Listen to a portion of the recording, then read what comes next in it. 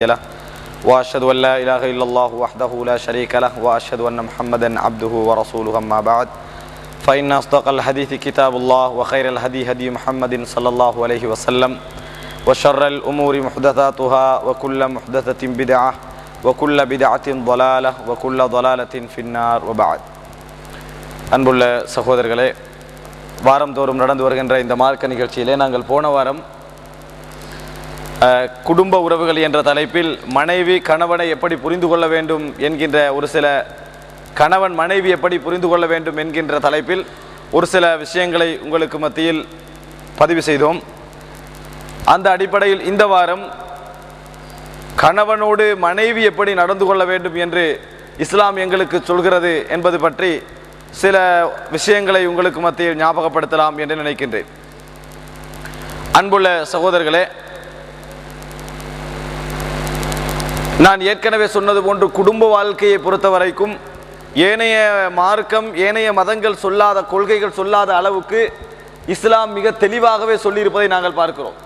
ஏனைய கொள்கைகள் சொல்லாத அளவுக்கு இஸ்லாம் தெளிவாகவே அதை பற்றி சொல்லியிருப்பதை நாங்கள் பார்க்கிறோம். அந்த அடிப்படையில் கணவனை மனைவி எப்படியெல்லாம் மதிக்க வேண்டும், எப்படியெல்லாம் நடந்து கொள்ள வேண்டும் என்பது பற்றியும் இஸ்லாம் தெளிவாகவே சொல்லியிருக்கிறது. இந்த இடத்தில் அது சம்பந்தமான 3 விஷயங்களை உங்களுக்கு மத்தியில் சொல்லி முடிக்கலாம் என்று நினைக்கின்றேன்.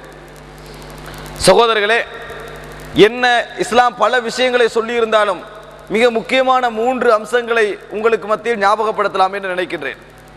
அதில் முதலாவது அம்சம் என்னவென்றால், அல்லாஹு தாலா குர்ஆனிலே சொல்லி காட்டுகிறான், ஒரு மனைவி கணவனை புரிந்து கொள்ள வேண்டிய விஷயத்தில் இது ஒரு முதல் அம்சம்.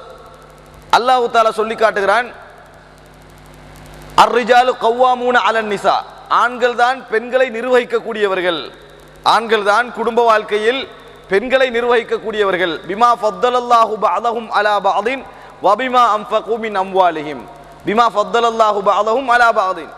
காரணம், உடல் ரீதியாகவே அல்லாஹு தாலா ஒருவரை விட ஒருவரை சிறப்புப்படுத்தி வைத்திருக்கிறான், ஒருவரை விட இன்னொருவரை சிறப்புப்படுத்தி வைத்திருக்கிறான். பெண்களை விட ஆண்களை அல்லாஹு தாலா இந்த உலகத்திலே இயல்பிலேயே கொஞ்சம் சக்தி கூடுதலாக அல்லாஹு தஆலா அமைத்திருப்பதனாலும் வபிமா அன்ஃபகு மின் அம்வாலிஹிம், தங்களது சொத்துக்களிலிருந்து அவர்கள் செலவழிப்பதனாலும், மனைவிக்காக தங்களது சொத்துக்களிலிருந்து அவர்கள் செலவழிப்பதனாலும் அவர்கள்தான் நிர்வாகிகள், அவர்கள்தான் குடும்பத்துடைய நிர்வாகிகள் என்று அல்லாஹு தஆலா சொல்லி காட்டுகிறான்.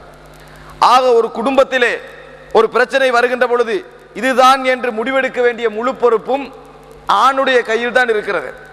இதுதான் என்று தீர்மானிக்க வேண்டிய முழு பொறுப்பும் ஆணுடைய கையில் தான் இருக்கிறது. குடும்பத்திலே ஒரு வீட்டை கட்டுவதாக இருந்தாலும் அந்த வீடு எப்படி அமைய வேண்டும் என்று மனைவியிடத்தில் ஆலோசனை கேட்டாலும் முடிவெடுப்பது கணவனது கையில் தான் இருக்கும். அந்த சாப்பாடு விஷயங்களை வீட்டிலே இப்படித்தான் சமையல் விஷயங்கள் நடக்க வேண்டும் என்பதை அந்த மனைவி ஆலோசனையாக சொன்னாலும் சமைப்பது அவராக இருந்தாலும் முடிவெடுப்பது கணவனாகத்தான் இருக்கும்.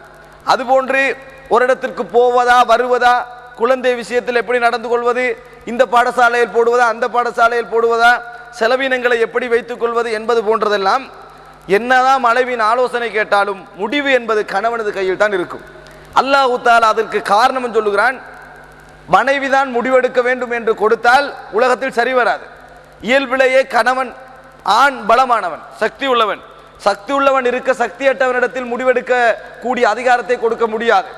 இரண்டாவது, வபிமா அன்ஃபகு மின் அம்வாலிஹிம், செலவழிக்கின்ற பொறுப்பும் செலவழிக்கின்ற தகுதியும் இந்த ஆண்களுக்கு இருப்பதனாலும் பெண்களை நிர்வகிக்கக்கூடிய பொறுப்பு ஆண்களுக்கு என்று அல்லாஹு தஆலா சொல்லுகிறான். ஆனால் சகோதரர்களே, இங்கே ஒரு விஷயத்தை பெண்கள் கவனித்துக் கொள்ள வேண்டும். இது வீடியோவாக பதியப்படுவதனால், இங்கே பெண்கள் யாரும் இல்லை, பதியப்படுவதனால் பெண்கள் கவனிக்க வேண்டிய விஷயம் என்னவென்றால், அல்லாஹு தஆலா குர்ஆனிலே சொல்லி காட்டுகிறான், ஆண்கள் தான் நிர்வாகிகள் என்றால் பொதுவாக எங்கே எடுத்தாலும், அது எந்த இடத்தை எடுத்தாலும் நிர்வாகம் என்று வருகின்ற பொழுது அவர்களுக்கு இயல்பாகவே ஒரு அதிகாரம் இருக்கும். இந்த அதிகாரத்தை பொறுத்த வரைக்கும் சில நேரத்தில் துஷ்பிரயோகம் செய்யப்படும், சில நேரத்தில் துஷ்பிரயோகம் செய்யப்படும். அது மனிதனுடைய இயல்பிலே உள்ளது. ஒருவரை விட ஒருவர் கொஞ்சம் கூடுதலாக இருந்தால், இப்ப தந்தை இருக்கிறார், மகனை நிர்வகிப்பவர் யார்? தந்தை. மகனை நிர்வகிப்பவர் யார்? தந்தை. அவர் எல்லா மகனுக்கு அடிக்கின்ற பொழுது எல்லாமே நீதியாகத்தான் அடிக்கிறாரா? கோபத்தில் அடிக்கிறாரு. ஒரு புள்ள பிழை செஞ்சா அடிக்கின்ற பொழுது ஒரு அடியோட நிப்பற்றதில்லை, கோவத்தில் கண்ட மாதிரி அடித்து உதஞ்சி எல்லாம் முடிஞ்ச பிறகு என்னோட இறக்கம் தானேன்னு என்ன செய்யறது கொஞ்ச நேரத்துக்கு பிறகு சமாதானப்படுத்துவதை நாங்கள் பார்க்கிறோம். அப்போ இயல்பிலேயே அவனுக்கு தெரியுது ஏண்ட புள்ள எனக்கு கீழே உள்ள புள்ள நான் தான் இந்த புள்ளையோட இறக்கமாக இருக்கேன்னு எல்லாம் தெரியும். ஆனால் ஒரு தவறு விடுகின்ற பொழுது அல்லது இவருக்கு கோபம் வருகின்ற பொழுது எடுக்கின்ற எக்ஷனை பார்த்தீங்கன்னு சொன்னால் பிள்ளைக்கு சந்தேகம் வரும். என்னது பாப்பா இப்படி அடிக்கிற என்னோட இறக்கம் இல்லையோ மனுஷ குணம் இல்லையோ என்று பிள்ளைக்கு சந்தேகப்படுகின்ற அளவுக்கு பாப்பா என்ன செஞ்சு கொள்வார் நடந்து கொள்வார். காரணம் என்னன்னா அவருக்கு அதிகாரம் இருக்குது. அவர் என்னதான் இறக்கமாக இருந்தாலும் அன்பாக இருந்தாலும் நீதியாக இருந்தாலும் சில பொழுதுகளில் அதிகாரத்தை என்ன செய்வார் தவறான அமைப்பில் யூஸ் பண்ணுவார். கோபத்தில் வீட்டுக்கு வருவார். மனைவி நல்ல ஒரு ஆலோசனை சொல்லுவா. ஆனால் வந்த கோபத்தால் என்னது பொம்பளைண்டா பொம்பளை மாறிறியன்னு என்ன செய்வார் இவர் சொல்லிடுவார். இவர் ஒரு வசனம் சொல்லுவார். காரணம் அதிகாரம். அவர் அதிகாரத்தோடு இருப்பது அந்த மாதிரி வார்த்தைகள் பேசுவதற்கு ஒரு காரணமாக அமையும். அதனால் பெண்கள் என்ன புரிந்து கொள்ள வேண்டும் என்றால் குடும்பத்தில் கணவன் பொறுப்பெடுப்பதற்கு முடிவெடுக்கப்பட்டிருப்பதனால் கணவன் தான் செலவழிக்க வேண்டும் என்ற முழு பொறுப்பும் கணவனது கையில் இருப்பதனால் சில பொழுதுகளில் எனக்கு அநியாயம் என்று நான் நினைக்கக்கூடிய அளவில் சில அதாவது அதிகார ரீதியான சில விஷயங்கள் நடக்கத்தான் செய்யும்.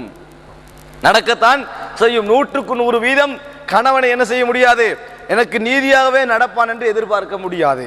எனக்கு நீதியாகவே நடப்பான் என்று எதிர்பார்க்க முடியாது என்று அல்லாஹ் தஆலா சொல்லுகிறான். காரணம் அதிகாரம் அவன் பக்கம் இருப்பதனால் கொஞ்சம் மாறி நடப்பான் என்று அல்லாஹ் தஆலா சொல்லுகிறான். சகோதரர்களே, இதை நாங்கள் மாறி நடப்பான் என்று என்ன பெண்கள் புரிந்து கொள்ள வேண்டும்.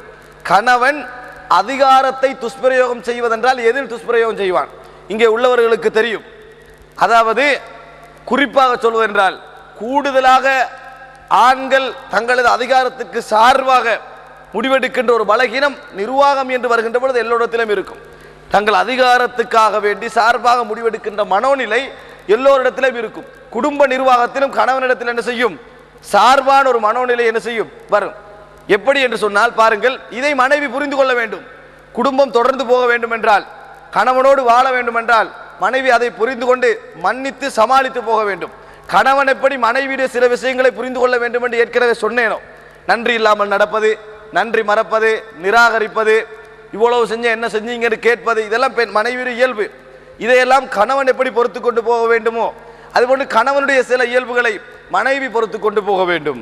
அதில் ஒன்றுதான் தனக்கு வழங்கப்பட்ட தான் மனைவியை நிர்வகிக்க வேண்டும் என்று அல்லாஹ் சொன்ன பின்னாலும் அவர்களை அளவுக்கு மீறி என்ன செய்வார் கண்ட்ரோல் பண்ண போவார். அளவுக்கு மீறி பேச சட்டங்களை பார்த்தீங்கன்னு சொன்னால் இவர் கணவன் என்பதற்காக வேண்டி அவளை அடிமை போன்று நடத்தக்கூடிய அமைப்பிலெல்லாம் கட்டளை போடுவார். அதில் குறிப்பாக என்னவென்றால் தனது குடும்பத்துக்கு சார்பாக இருப்பார், மனைவியுடைய குடும்பத்துக்கு சார்பாக இருக்க மாட்டார்.